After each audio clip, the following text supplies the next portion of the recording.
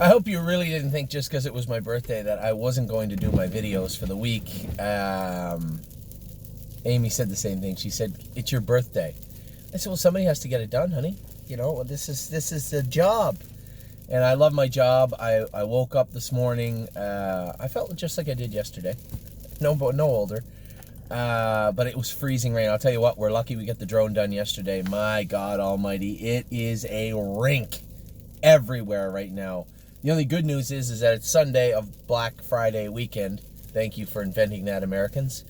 So there's sales everywhere. Not a lot of people on the road. Perfect day to go out. Can't take this car. I got new tires, thanks to Dave Bolus, but Amy's monster truck's probably the way to go. So we're warming it up, and I said, you know what, I'm gonna get my videos done. We've been spoiled, haven't we? For the past 2 weeks. Jesus, everything's racing good for the most part. I mean, a couple little hiccups. Our Vika made a break last night. She's struggling first time she's ever really worn corks in a racing situation. We rested her last year, and she never really had to wear them. For those of you out there that are horsemen, you know there's sometimes a transition for the horses that are wearing the corks. Now, for those of you who don't know what corks are, so on the horse's feet are the shoes. Now, in the winter, as you can imagine, with the ice and snow, especially here in Canada, you can slip. So they put these points on the shoes, and usually we put them on, this is the shoe, we put them on the one on each heel and one on each corner of the toe, maybe a line of what's called borium in the middle. This helps them grip the track, but it helps them grip the track. And they, especially a horse like our Vicky, you noticed last night she made a break in the exact same spot in both places. In fact, one of our good clients said, was there something on the track? Did she spook from something? No. What it is going into the turns, coming out of the turns, trotters especially, those of you maybe from the thoroughbred world, you've heard the term switching leads, and that's what some trotters have to do. They switch, they move, they shift just a little bit so they can maneuver their front legs away from their back legs. Sounds a little foolish, but that's actually what happens. And some pacers actually have to lean in a bit to maneuver their gait. So what you saw last night was our Vika trying to switch her leads, and she just couldn't maneuver it quick enough. Now, it was only exacerbated by the fact that she's a little warm, a little hot. Now, that could be because the track was hard and her feet were a little pinchy, maybe. Or it could be that she also knew that she was going to have difficulties. And our Vika, when she gets faced with a strenuous situation, she becomes hot, a little warm. You'll notice some of her best races, she was quiet. Mohawk, crossover, and follow. We're just in the middle, a bit of a in-between area where she's not quite good enough to do. Now, I think maybe she can do in the class that West 52nd was in the other night. That was not a difficult bunch. Maybe she can go back to Mohawk, but we're going to have to make a couple little shifts in her footwear to accommodate for those corks and that shifting of her weight. So we're going to make a couple little tweaks this week and maybe bring her back to Mohawk. See if we can find a class for her to do. It's been a real journey. And not a great one, a real journey for a filly that she's 3, but she feels like she's 12 for the amount of talk we've done about our Vika over the last 2 years. Now you see a lot of the luck we've had with West 52nd over the last 2 weeks, been fantastic. Oso Pine was absolutely tremendous last night, just an absolute jog burger, 54-1, and James said to me after, he said he was absolutely awesome. But that's how he is, right? Now, we'll talk about that in a little bit because that's important to take note of. We always had issues with Oso Pine where? The heat of the summer. West 52nd, heat of the summer. Allergies really bothered these horses, and for 4 years, and now, and this is probably for the good, but it used to be, especially in Ontario, that we could use medications legally that we could treat these allergies with, and those medications are now being not banned, but pushed back. So pushed back to a timeline where they're not really helpful anymore. And it's hard to race. Now, this is the difficult part of horse racing. And you guys, you know, a lot of you don't need to know this. It's some of the finer points, but very important. You look at a medication like antihistamine. Now in Ontario, you can use antihistamine 48 hours out, 72 maybe, outside from the time of the horse being into race. In New York, I think it's like 21 days. So inside of 21 days, if you give that horse an injection or oral antihistamine, and orals even longer in most cases, that means that you'll get a positive test inside 21 days. In Ontario, it's 48. Ohio, I don't know. We don't use that stuff anymore simply because of all these different elimination times for the medications. So, and even so, in the heat of the summer, antihistamine, you take that in a puffer. It works now. How's it work in 48 hours, 96 hours, 21 days? So now that we have this colder weather, you're really seeing what a real detriment it's been. And I wrote this last night, what a real detriment allergies have been to some of these horses' racing careers. And think of it this way. When you race a horse that's got mucus and these irritations in their body and they don't race well, perfect example was Need Your Opinion this year. When she doesn't race well, and you scope her after, her throat's red, she's got some mucus, she's coughing after the race. This is a real problem, right? And you can only imagine that it really takes away overall from the horse, because if you race her and she's not 100%, that really takes a lot away from her. One, her confidence, and two, her physical ability at the end of the year. Perfect example was Oso Pine. At the end of his 2-year-old year, he was on Lasix. And there has been other horses. Sister Sledge this year, I believe the Breeders' Crown winner at the end of her year on Lasix. So, and this goes down a road I don't want to go down, because you have a lot of people saying, well, a whole 2-year-old shouldn't be on Lasix, and racehorse shouldn't be on Lasix. It's a crock of shit. All right. At the end of the day, we're trying to do the best we can to treat the ailments that the horses have. Now, Oso Pine isn't a bleeder. He could probably come off Lasix, much like White Tiger did. And Sister Sledge could probably come off Lasix as a 3-year-old as they grow. This medication is used to treat the ailments and help the horses grow. And people just have this negative look at a medication like Lasix. And I'll tell you what, for the people out there that believe there shouldn't be Lasix in racing, I couldn't disagree more with you. And I had this argument in Australia. You notice all the Australia and New Zealand horses coming over here. Everybody say, oh, it's great to see them coming over here. You know why they're here, right? They're not here just because they sold them or they got a great dollar for them, or it just made sense of it to make the deal at the time. A lot of them come here with an L beside their name because they bleed in Australia. And the rule is if you bleed twice in Australia, you're banned for life. Those are European rules. And I'm not coming on here to cast a shadow on medication rules in Europe and racing and hay and oats, but these are athletes. And if they do have ailments, it's only fair that we treat those. In fact, I would go as far to say that you're actually hurting the horse by not treating them. If you know the horse has the potential to be a bleeder and you're doing whatever you can to mitigate that, but you can't use Lasix, which absolutely will, that right there to me is more harmful to the horse.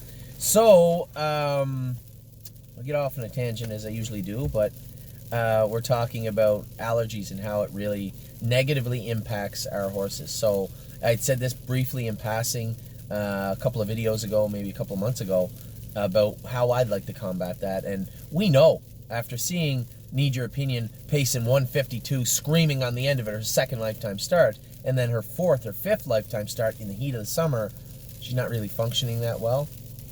Scope her, she got redness, she's irritated. I suspect that it probably would be better second week of July to the second week in August at least. No racing for those horses that have allergy issues. Now, there's enough racing throughout the year where, you can take your time in the heat of the summer, get them back going, protect them, and I believe you can still have them very ready to race and make the stake finals at the end of the year. And then because you gave them that rest for 4 or 5 weeks in the middle of the summer, you might even be able to catch a series like the Autumn Series or the Harvest Series. So it might be beneficial to us to take a look. Again, this is the change of the stable.ca and the change of the thought process when it comes to how we're going to approach racing. I believe stepping away with those horses that we know aren't going to be effective in that time frame, and being confident enough in the way that we manage our horses to say, this horse falls into the bracket of a horse that has some real issues with allergies, and we're not going to race this horse for the next 4 or 5 weeks. So I think that's what we're going to do next year. It seems like every year we have 4 or 5 that fit into that category. You can look at Oso Pine, how good he is right now. It's cold, right? and he's a monster. That horse won, like, he went in 54 like a horse that's trotted in 52 before. Like, he annihilated them last night, and it's a cold night. It was +2 with a cold wind last night. You can be sure it was well below 0 with the wind, and that was a big mile for Oso Pine. The night before, when have you ever looked when have West 52nd ever looked that good? And you say, well, he only won in 57. Yeah, first over, you know, wrapped up, going under the wire. Pretty impressive mile. White Tiger's been racing better. I'm happy with him. I'm a little upset that we got Stonebridge Simba home now. We're going to turn him out for a month, but it'll only be for 3 or 4 weeks. As I said, I want to get him back going, so we'll freshen him up and bring him back. Another horse that had real issues throughout the summer. A couple of times he got sick. A couple of times he had some real allergy issues. This is the time for them. Another horse, yes. How good's he right now? Cruising in style. You know, we've been really blessed with a lot of fortunate racing luck. West 52nd won last night, or 2 nights ago. Oso Pine jogged. Cruising in style, 1 in 53 and 3. Yes, 1 in 55 and 2 at Yonkers. He's back in to go with the outside post in the same class, I believe. What else we got? Even Maintenance Man was second the other night. Probably a race he could have won, only Maintenance Man might have been a little short. Billy might have been a little bit aggressive with him, but at the same time, raced well, finished second. Fiver and Homer was 5th last night, but second the week before. Totally Tactor raced good again. Fastest mile he's gone for us on a half-mile track. 2:01 and 1 last half, 59 last quarter, 30 seconds. But for those of you that own him, that watch him every week, you know what I'm talking about. He raced very good last night. Cavill Hanover's in Monday. Really excited to race this horse. This is a tremendous racehorse. And when I schooled him 2 weeks ago, I'd said to Jason after, I said, man, oh man, this is one impressive-looking animal. So Cavill Hanover is going to be in to go tomorrow. I just thought about it just now. This is the first time in a long time I haven't raced on my birthday. So I get my birthday day off and then get to race Cavill Hanover tomorrow. Could be a lot worse to do than that. And then what about Easton Ivy? Now, a lot of people messaged me and said, how come you're the only owner on Easton Ivy? Truthfully, Easton Ivy's just okay. You know, when I bought him, I'd bought him off Brandon Bates and 3 of our clients and former clients that had horses with us, and they had bought the horse, and he wasn't going to race it too. Brandon said he wasn't going to race it too, and they were just going to sell him. So they said, well, we just want $8,000 American for him, and I bought him, and I forgot about him. You know, I got so many horses. I had him in Ohio. They shipped him home from Ohio, and Harry was jogging him, but Harry didn't know that he had just qualified or attempted to qualify on August 29th, so he really just jogged him for 3 weeks. So when I come home, he said, you know, what do you want to do with this horse? I said, what horse? He said, the Swan Frog colt. I said, oh, geez, yeah, probably qualify him, I guess. He said, qualify him? He said, I've only been jogging him. I said, whatever, just train him and get him ready, and then we'll go. So we schooled him, and like 2.5, 2.6, he was okay. But not really a horse I would like to approach any of our clients and say, hey, do you want in on Easton Ivy? You know, here's the trajectory more than likely for Easton Ivy. He won last night. Now he's got 2 lifetime starts. He was second after making a break in the race. Good for him. Then he won last night in 2.5. I walked him over to the half, and he did come 30 seconds on the end of it in a cold night, so good for him again. We're probably going to race him through to January and just put him in the Ohio sale or sell him on gate. I don't really think he's a stake horse, so I didn't really think to say, hey, does anybody want in an Easton Ivy? And if you do, fine, I guess. I'm into him. He's into me now for about 14 or 15,000 Canadian. So I'm happy to sell shares when people want in on him, but he's likely being sold in Ohio. So I apologize for those of you saying how come he wasn't. He just wasn't. He didn't really strike me as a horse that needed to be a stable.ca horse, and we're probably just going to race him 5 or 6 times and sell him in the Ohio sale. But that's okay. There's nothing wrong with that. Cabernet raced the other night, finished 7th. I think the only check we've missed, if I'm not mistaken, in the last 2.5 weeks. But she paced 157 flat, come 28 and 4 in the end of it, raced good. She's in to go at Flamborough with Scott Coulter driving her on Wednesday. Should be a good start for her. Scotty won with her first lifetime start, so she should have a good race there. What else do we got? Wow, we had a lot of babies yesterday. I wasn't really sure how the drone would go over, so we kind of kept it quiet. We sent the list out the night before, I think, told everybody we were going to drone. We couldn't do it live. This wasn't Curtis doing the drone. When you see the drone footage, it's nice. It's different. It's nice. One of Curtis's colleagues did the drone work. So he came over and flew his drone, and I assume sent the video to Curtis. He edited it and sent it back. Curtis is right now, poor Curtis. He's in St. Lucia right now. I guess they have some sort of a horse track, whether it be quarter horses or thoroughbreds or what it is, opening in St. Lucia, and they needed a video room set up, and one of Curtis's contacts said, I know the guy that can do that, and Curtis went to St. Lucia to do it. Poor bugger. So we had a lot of horses go out yesterday. I'm not gonna give you in the opening. I'm gonna tell you a lot of horses impressed me. Now keep in mind, when you're watching these videos, somebody said, oh, this one made a break, that one made a break. This will be the first time they ever trained, and in regards to a horse like Stacy Hanover or Won My Heart Hanover or Frilly Fringes, these horses have had the harness on for 2 weeks. Horse like Jesse Balboa seemingly ran all over the track. That's My Girl was back, and those horses have had the harness on for a week. I really just wanted to give you guys a chance to see them. I didn't get a chance to show them off real good, but they will in the coming weeks. Now, obviously, our next drone session will be on Open House Day. For those of you coming up for Open House Day, come up for the weekend. We got a dinner set up at Mohawk. It should be a lot of fun. I'm actually flying to the Meadowlands the Friday night to talk about the open house, as I do every year. Talk about the open house and what we're doing, trying to get people to tune in and watch what's going on with the stable, especially on Open House Day. Then Open House Day, we're going to have some food there, some drinks there, as we always do. Should be a great time. I've already got Paul McKenzie booked in. Drew Neal, who's a kid trying to get some drives here in Ontario, who did a wonderful job for us on Mother's Day. I asked him if he'd come back out. He said yes. Obviously, James is going to be here. Sylvain told me he can't be, and I haven't talked to Louis yet, but we should have more than enough drivers here. I think we'll probably we'd like to have 66 horses on the track, 64 horses on the track. Now, I am a little torn. Braemar looked fantastic yesterday. This is a great looking horse. Well bred. I have 2 spots booked at the university for OCD surgeries. One is on the 5th and one is on the 16th. I'm thinking that Braemar should win on the 16th, but I'm going to call the surgeon tomorrow to say, listen, selfishly, I don't really want to put him in on the 5th because we have the open house. And it's not like Braemar's lame. My concern with Braemar is when we get to 50 whatever with him, hopefully really fast, you're going to start seeing him lean over on a shaft. And at that point, those OCDs might bother him a bit.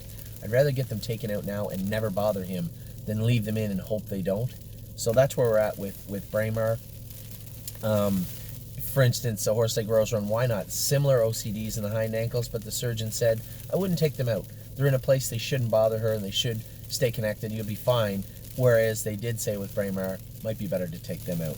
So that's where we're at with them. I'm still a little leery. I would like to have him on Open House Day. He is an impressive-looking colt, and I really like him. So I'll talk to the surgeon. She says, yeah, I'd rather not operate the day after you train him. Then I'll just take him up on the 5th. No problem at all. So we'll come back in a minute. I'm going to give you a rundown because there was no sound, there was no commentary. I'm simply going to talk to you about every single set. I watched them all a couple of times last night. I enjoy watching the drone sessions also. I like to pick up on what the horses are doing and how they looked. So I'm going to be back in a minute. I'm going to talk about every single horse that droned on yesterday. There were some scratches, a couple of late scratches also, as those horses were sick. You know, we got there to the barn in the morning and they had temperature. I'm Hill on Wheels had a temperature of 102.2 when we got there. Certainly can't drone that horse with a high temperature, and he's been fantastic since we broke him, so there wasn't any problems there. There were some horses that simply just weren't ready to go in a drone setting. Jesse Balboa and That's My Girl, I made the decision to put them in the drone session 2 days before. When I went with them, I said, they'll be all right. They weren't. They were still learning a little green. But you had horses like Blue Monk, which is, I believe, the brother to Trafalgar. They just don't know anything, right? They're out there wandering around. And they just haven't learned yet. So we're going to spend the next 2 weeks trying to get them polished up so they can go in the drone sets. You'd be surprised how much they can learn in 2 weeks. Well, look at a horse like Frilly Fringes. She might have made a couple of breaks yesterday, but they were just green. She wasn't around. She wasn't used to being around those horses in a setting like that, and made a couple of breaks.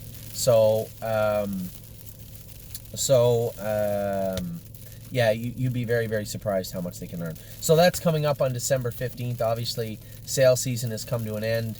We're cleaning up as many shares as we can for those of you out there that have outstanding share balances. I'd appreciate if you got that in, because I do have to send the check off to Harrisburg immediately this week. And then that will be it. That will be all of them. So it's been, as usual, a pretty good fall. I think we had a great sale season. We did good with the horses at the sale, the ones that we purchased. I've been happy with what I've seen. This time last year, there were a couple of horses where I'm like, I don't know about that horse. And sure enough, we ended up selling them earlier on in the year.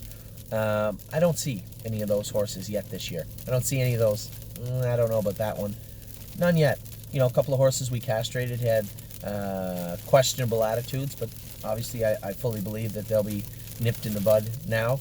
And any of the horses, I was very surprised how few horses that we had fluoroscoped had any issues. Now we are taking a couple of horses over to get vet checked this week. We have Captain's Maid, now that she's going great and looked great in her drone session. She just virtually got gated. That was the first time she ever paced fantastic. The first week she learned to do it, and man, oh man, she looked powerful. I want to take her and get her looked at. Eglaire AM, she's got a little curb left hind. Want to get her fluoroscope, make sure she's okay. That filly has some serious some serious talent, and I really want to make sure that she's off on the right foot, because you know, this is a filly. We had her sister in Harness AM, but this filly's stronger, and she is quick, fast, and durable. And Eglaire AM is an extremely impressive looking filly. We'll talk about these in a minute. We got some horses that just have to be looked at and get worked on, and have them all polished up for our open house on December 15th. As you can hear, it's pouring freezing rain right now. Just a horrible day here in Ontario. It's going to be a tough week, I think, also. So we're going to get to it tomorrow, get them back jogging. Hopefully we can get them trained this week. Wednesday, Saturday routine would be great. If you're in the area and want to come out, that's usually when we train the babies, is Wednesdays and Saturdays. For the horses that still have a lot to learn, we got to be able to teach them. So hopefully this passes and we can get the track cleared up and jogging and training.